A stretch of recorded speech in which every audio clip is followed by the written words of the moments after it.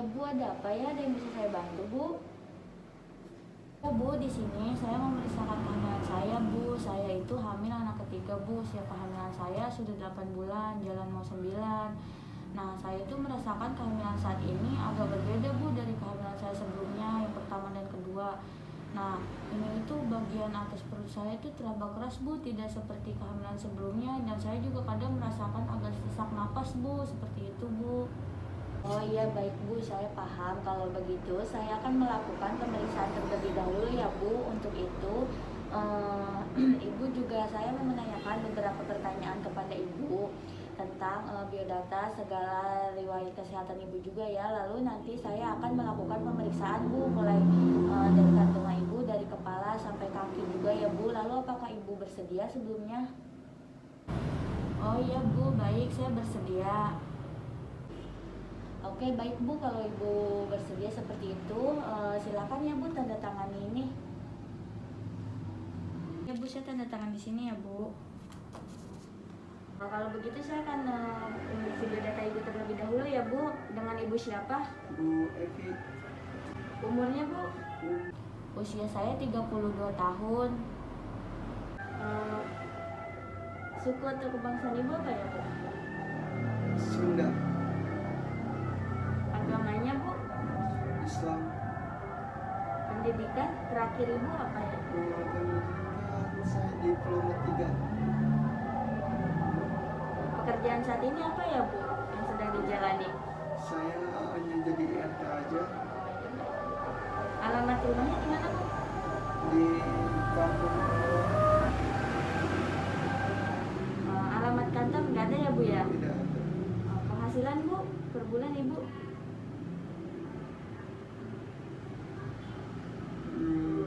3 juta sih kurang lebih. Oh iya baik Bu. Terus saya kan mengambil data suami Ibu ya Bu. Nama suami Ibu siapa Bu? Suami saya Pak Ujang, Umurnya Bu? umur 27 tahun. Kebangsaannya Bu? Sukunya? Sunda juga. Agamanya Bu? Islam. Pendidikan terakhirnya? Pendidikan ya S1. Baik Bu. Terus pekerjaannya Bu kalau boleh tahu? Supervisor di PT. Oh iya baik Bu. Alamat rumahnya sama ya Bu, satu Sama. rumah. Alamat kantornya? Nama kantornya Jalan Cibitung nomor 2 kawan ya. Ya. Terus penghasilan per bulannya berapa ya Bu suami Ibu kalau boleh tahu? Penghasilannya kurang lebih 10 juta. Nah Bu, di sini saya akan menanyakan ya Bu, apa keluhan Ibu? Apakah Ibu mengalami sakit kepala yang hebat? Tidak. Apa Ibu mengalami nyeri ulu hati? Tidak. Tidak ya Bu, baik. Apakah Ibu merasakan pandangan yang kabur? Tidak. Terus apakah Ibu merasakan pengeluaran cairan per vagina Bu? Tidak. Tidak. Lalu Ibu sekarang merasakan gerakan janin Ibu berkurang atau stabil ya Bu? Tidak. Terus Ibu apakah ada odem Bu? Tidak ada. Ya, baik, Bu. Terus keluhan atau saat alasan kunjungan ini apa ya Bu yang Ibu rasakan Bu? Keluhan saya itu Bu, saya sering sesak napas dan ini juga kehamilannya di atas perut kok keras ya Bu ya. Oh iya baik Bu.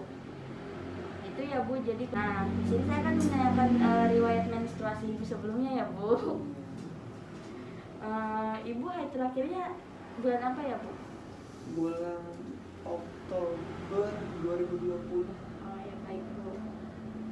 Lamanya haid berapa hari Bu? 6 hari. Ya, 6 hari kalau nggak salah. Ya, baik Bu. Lanjut ya Bu. Itu terus haid sebelumnya bulan apa deh Bu? Bulan September. Ya. Banyaknya berapa kali ya Bu? 3 kali ganti pembalut. Oh iya baik Bu. Oh Ibu waktu itu melakukan tes kehamilan ya, tes pack ya waktu itu ya Bu? Iya. Hasilnya apa ya Bu? Positif ya Bu? Hasilnya iya positif. Iya baik Bu. Lalu saya akan menanyakan ya Bu, pergerakan janin Ibu pertama kali dirasakan pada umur berapa ya Bu? Umur 5 5 bulan. Oh iya baik Bu. Ya kalau nggak salah ya umur 5 bulan janinnya. Oh iya baik.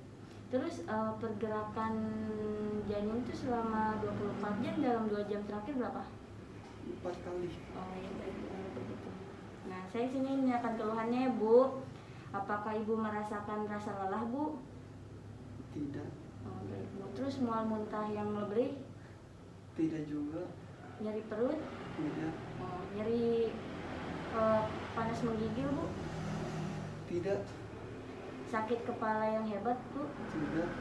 Penglihatannya kabur atau tidak Bu? Tidak. Tidak beneran. Iya. Terus nyeri atau panas waktu BAK Bu? Tidak. Terkadang. Rasa gatal pada vulva vagina Bu? Tidak. Terus pengeluaran cairan per vagina ada tidak Bu? Tidak ada. Nyeri kemerahan pada tungkai Bu? Tidak. Baik Bu. Odem? Tidak ada. Oke, baik, Bu. Terus untuk diet dan pola makan ya Bu, atau pola makannya Bu, Ibu sehari makan berapa kali ya Bu? 3 kali. 3 kali sehari. Lauknya kalau boleh tahu apa aja ya Bu? Sayur, tempe, telur, dan nasi. Oh iya baik Bu. Terus apakah Ibu mengalami perubahan pola makan Bu saat hamil? Sebelumnya misalkan makannya sedikit. Tidak. Baik Bu. Lalu pola eliminasi Bu, Ibu kalau pipis berapa kali sehari? Biasanya tuh sekarang. Iya, biasanya. Biasanya 3 kali. Oh iya. Kalau BAB? BAB 1 kali hingga 2 kali. Ada keluhan Bu dari kedua itu? Dari BAB sama BAK? Tidak ada. Terus untuk aktivitas sehari-hari ya Bu dan pola istirahat Ibu ya Bu. Ibu tidur malam itu berapa jam ya Bu? Tidur malam 9 jam. Siang 2 jam. Malamnya 7 jam. Oh iya baik Bu. Per hari. Iya. Kan ya Bu, kita lanjutkan lagi ke pemeriksaan sekarang ya Bu. Ibu boleh ikut saya untuk melakukan pemeriksaan? Iya Bu Bidan. Mari Bu.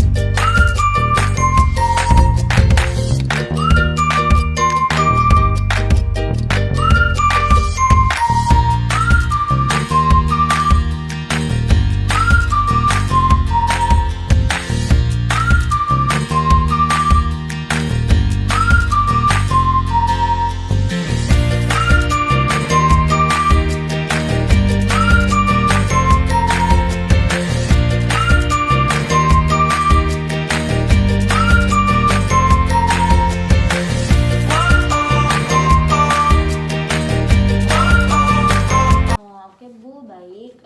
Jadi semuanya saya sudah periksa ya Bu. Ibu itu dalam keadaan umumnya itu dari tekanan darah, suhu, nadi semuanya dalam batas normal. Dan juga DJJ-nya dan jantung janinnya itu 145 kali per menit normal ya Bu. Hanya saja untuk posisi janin ibu itu letaknya sungseng ya Bu, kepalanya berada di putus uteri Bu. Nah ibu jangan khawatir dulu ya Bu, ibu bisa lebih mengetahui keadaan ibu dan janin saat USG. Ibu periksakan nanti ke dokter, nanti akan diberikan informasi yang seperti benangan kehamilan sungsang ya Bu yang ibu alami sekarang. Nah di sini tuh pemeriksaan dengan alat USG itu berperan untuk mengetahui ibu secara jelas bayi dalam kandungan ibu ya Bu. Nah, dokter juga mungkin akan merekomendasikan prosedur persalinan melalui operasi sesar atau normal ya Bu, jika melihat keadaan ibu yang seperti ini nanti. Nah, untuk sebelumnya dokter juga akan berusaha pasti untuk mengubah posisi kepala janin itu tubuhnya tuh tidak sungsang dengan tindakan medis ya Bu, seperti caranya itu seperti melakukan external cephalic version Bu atau ECV ya Bu. Itu jika usia kehamilan ibu itu 36 sampai 38 minggu ya Bu. Dokter itu merekomendasikan untuk ECV. Nah, prosedurnya itu dilakukan dengan cara merubah posisi bayi Bu yang benar secara manual alias menggunakan tangan yang diletakkan pada perut ibu. Lalu USG Bu digunakan juga untuk memandu jalannya prosedur ECP ya Bu selama prosedur ini berlangsung. Nah, detak jantung bayi juga akan terus diperhatikan Bu melalui USG atau dipantau ya Bu. Jadi bila tiba-tiba ada masalah pada bayi, prosedurnya bisa segera diberhentikan Bu. Nah, peluang keberhasilan SCP itu biasanya lebih besar Bu jika persediaan jumlah cairan ketuban ibu cukup banyak. Seperti itu Bu, itu yang cara yang pertama. Untuk yang kedua itu melakukan siropatik ya Bu. Nah, itu perawatan siropatik itu biasanya dilakukan untuk membantu mengatasi pemerasan pada leher, tulang belakang, dan punggung ya Bu. Dengan begitu punggung yang lebih rileks ini akan mempengaruhi kondisi rahim, otot, dan ligamen sekitarnya. Lama-lama kondisi ini tuh akan memicu pergerakan bayi yang sungsang Bu untuk mengubah posisinya secara alami saat persalinan Bu. Nah, selain itu juga tindakan medis dokter juga, ibu juga bisa berupaya sendiri Bu mengubah posisi bayi sebelum bersalin Bu. Nah, ibu bisa melakukan beberapa gerakan olahraga Bu untuk membantu mengubah posisi bayi sungsang ya Bu. Nah, yang pertama itu ibu bisa melakukan breastfeed. Itu dilakukan gerakan ini dengan cara ibu berbaring di lantai dan taruh kedua kaki di atas kursi. Selanjutnya letakkan bantal di bawah bokong ibu ya. Dengan begitu posisi ibu akan membentuk sudut 45 derajat dengan lantai ya Bu. Nah, tahan dengan tetap berada dalam posisi ini maksimal 15 menit dan atau setidaknya sampai ibu merasa tidak nyaman. Nah, untuk yang kedua itu memperbanyak berjalan kaki Bu. Berjalan itu merupakan yang paling mudah dilakukan ya Bu selama kehamilan. Nah, berjalan juga dapat membantu bayi dan ibu untuk bergerak menemukan posisi yang tepat ya Bu. Maka itu ibu bisa sisihkan waktu untuk berjalan selama 30 menit setiap harinya ya Bu selama kehamilan ini. Lalu yang ketiga Bu, melakukan gerakan lutut dada. Nah, gerakan ini tuh dilakukan dengan cara berlutut ya Bu di lantai. Kemudian tempatkan kepala atau dahi ibu di lantai atau menghadap lantai Bu seperti posisi sujud. Nah, jika perlu ibu bisa meletakkan bantal pada bagian lutut Bu dan kepala agar lebih nyaman ya Bu. Pertahankan ini posisinya 15 menit Bu, dilakukan gerakan ini sebanyak 3 kali sehari Bu. Nah, jika sudah melakukan berbagai usaha seperti di atas tapi posisinya tetap sungsang, mungkin konsultasi ke dokter kembali ya Bu, dan mungkin ibu melakukan sebaiknya untuk menjaga keamanan keadaan ibu sehat dan bayinya sampai saat lahir, mungkin ibu harus operasi sesar sebaiknya ya Bu. Jadi seperti itu Bu saran yang dapat saya sampaikan. Nanti ibu lebih jelasnya melakukan USG dan pemeriksaan ke dokter ya Bu. Oke Bu, baik Bu, saya mengerti. Nanti saya akan melakukan USG ya Bu ke dokter dan memeriksakannya. Nah, lalu saya kan kembali kondisi kehamilan untuk kondisi kehamilan saat ini ya berarti ya Bu ya. Itu gimana ya Bu? Apakah ada saran-saran lainnya atau tidak Bu? Baik Bu.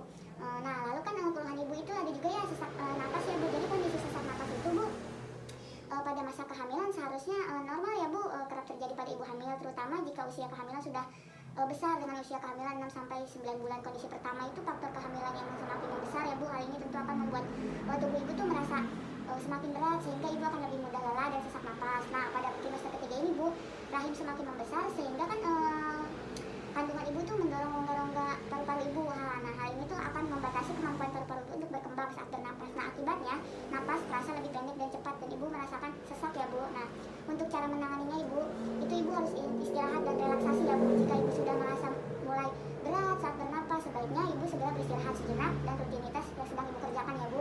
Yang kedua, melakukan olahraga ibu secara teratur. Nah, saat hamil itu juga ibu membutuhkan olahraga Bu. Salah satu manfaat olahraga pada masa kehamilan itu adalah melancarkan sistem pernapasan. Nah, melakukan olahraga ringan seperti berjalan kaki, seperti itu Bu, pada pagi hari atau sore hari. Lalu yang ketiga, mengonsumsi Bu makanan sehat. Nah, kan tentu ibu perlu mengonsumsi makanan sehat ya yang bergizi. Makanan sehat dapat membantu ibu itu menjaga berat badan selama kehamilan. Tidak ada salahnya untuk mengurangi konsumsi makanan yang mengandung lemak tinggi dan gula Bu. Nah, kelebihan berat badan hamil bisa menjadi salah satu sumber sesak napas juga ya Bu saat masa kehamilan. Dijaga ya Bu pola makannya, tapi tetap makan makanan yang bergizi dan sehat ya Bu. Nah, itu yang keempat ya Bu. Itu atur posisi hingga nyaman Bu. Saat ibu mulai merasa sesak napas ya Bu, sebaiknya itu atur posisi saat duduk atau tidur hingga nyaman ya Bu. Posisi nyaman itu bisa ringankan sesak napas ya Bu yang berasakan. Bisa duduk dengan bersandar atau posisi tidur di tangga akan membantu ibu hamil merasa lebih nyaman. Nah, jadi seperti itu ya Bu ya, dapat saya jelaskan. Nah, ibu juga harus menyiapkan segala perlengkapan persalinan ibu, mulai dari peralatan ibu dan bayi, apa ibu akan bersalin di rumah sakit atau di PBM dengan siapa, dan kendaraan apa nanti yang akan digunakan harus dipersiapkan ya Bu. Terus pendamping saat bersalin apakah ibu atau suami ibu atau keluarga yang lain ya Bu. Nah, serta ibu jangan lupa cukup istirahat ya Bu, makan makanan yang bergizi ya Bu. Itu Bu yang dapat saya jelaskan. Iya baik Bu Bidan, terima kasih. Kalau begitu saya pamit terlebih dahulu ya Bu. Iya, terima kasih Bu. Assalamualaikum.